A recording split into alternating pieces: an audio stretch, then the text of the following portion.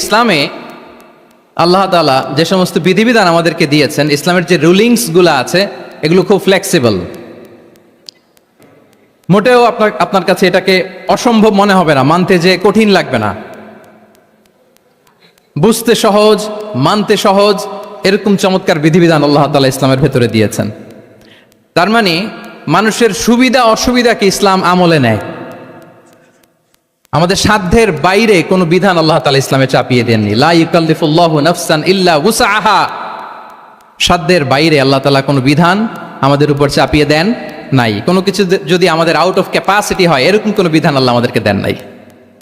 বরং ইসলামের সবগুলো বিধান আপনার কাছে খুবই যুক্তি সুলভ লাগবে, খুবই স্বভাব সুলভ লাগবে, আপনার নেচারের সাথে, আপনার চাহিদার সাথে এটা খুব যায়, খুব স্যুট করে, এমন বিধান আল্লাহ তাআলা দিয়েছেন। আল্লাহ তাআলা বলছেন, ওয়ামা জাআলা আলাইকুম ফিদ্দীন মিন হারাজ।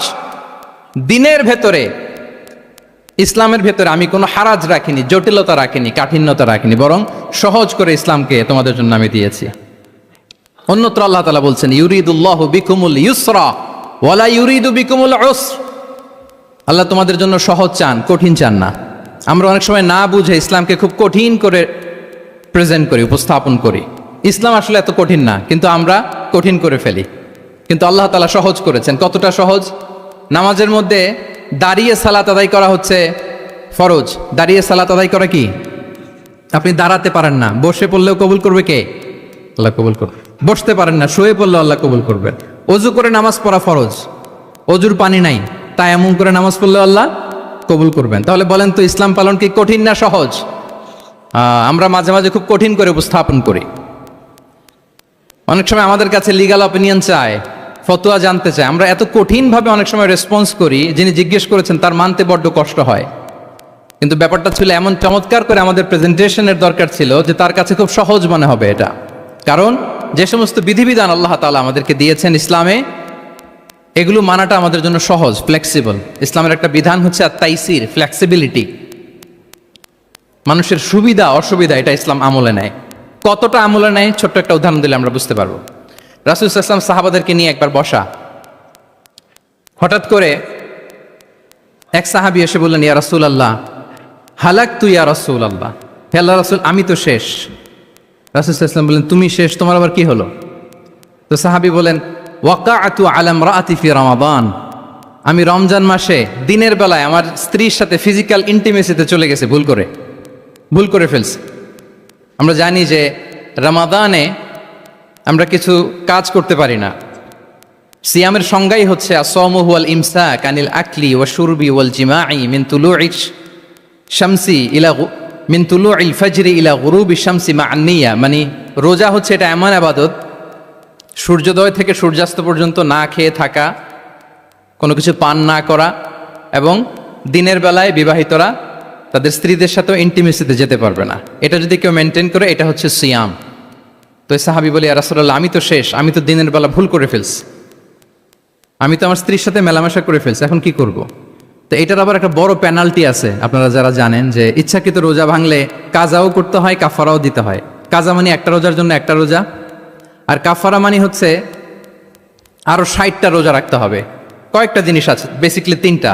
তো রাসূল সাল্লাল্লাহু আলাইহি ওয়াসাল্লাম তাকে বললো যে তোমার তো পেনাল্টি হয়েছে, তুমি তো বড় ভুল করে ফেলছো, তো তোমার কাছে কি এরকম কোনো দাস আছে যেটাকে তুমি আজাদ করে দিতে পারবা, মুক্ত করে দিতে পারবা? তাহলে পেনাল্টি আদায় হয়ে গেল। সে বলে, ইয়া রাসূলুল্লাহ না, আমার তো এত সক্ষমতা নাই, আমার কাছে তো কোনো দাস নাই। আচ্ছা, দাস নাই। তো রাসূল সাল্লাল্লাহু আলাইহি ওয়াসাল্লাম বললেন, তাইলে তুমি টানা 2 মাস রোজা রাখতে হবে, তাইলেও পেনাল্টি হয়ে যাবে, আদায় হয়ে যাবে, পারবা? সে বলে, ইয়া রাসূলুল্লাহ 2 মাস রোজা রাখা তো এটা কঠিন হয়ে যায়, ইটস নট এ জোক। টানা 60 দিন কি করে রোজা রাখা?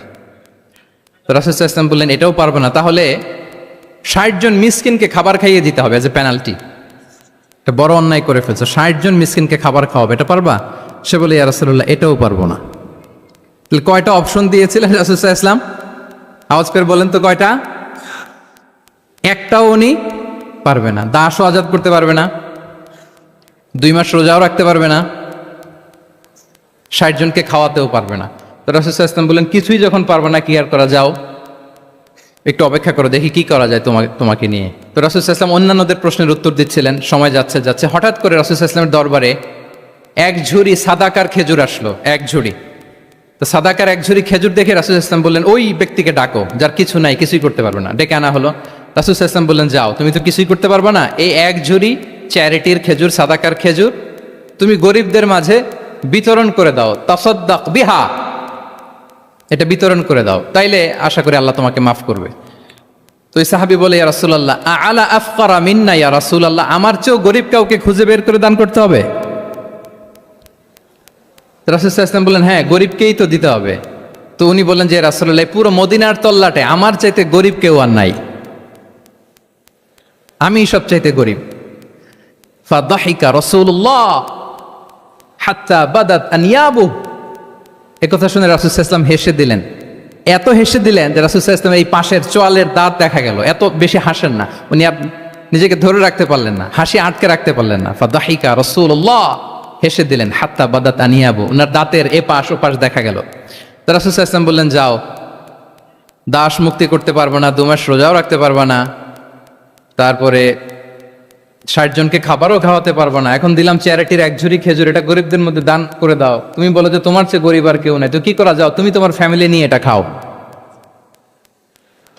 তোমার ফ্যামিলির মেম্বার্স যারা আছে এদেরকে নিয়ে এটা কি করো, খাও। দেখেন আমাদের সুবিধা অসুবিধাকে ইসলাম কতটা বিবেচনায় নেয়। আসছিল পেনাল্টি দিতে, কথা বুঝতেছেন আমার?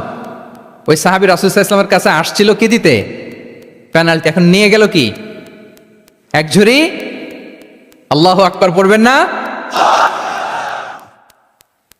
দিস ইজ আওয়ার ইসলাম, যেটা নিয়ে আমাদের প্রাউড ফিল করা উচিত। কি বলেন? আমাদের যে ধর্ম জ্ঞানের কথা বলে, আমাদের যে ধর্ম মানবতার কথা বলে, আমাদের যে ধর্ম এমন বিধান দেয় যেটা মানতে পালন করতে আমাদের কষ্ট হয় না, বরং আমাদের সুবিধা অসুবিধা বিবেচনায় নেয়, সে ধর্ম নিয়ে, সে ইসলাম নিয়ে আমাদের প্রাউড ফিল করা উচিত কিনা বলেন?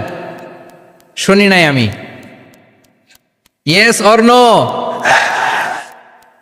আচ্ছা, গেল ফ্লেক্সিবিলিটি।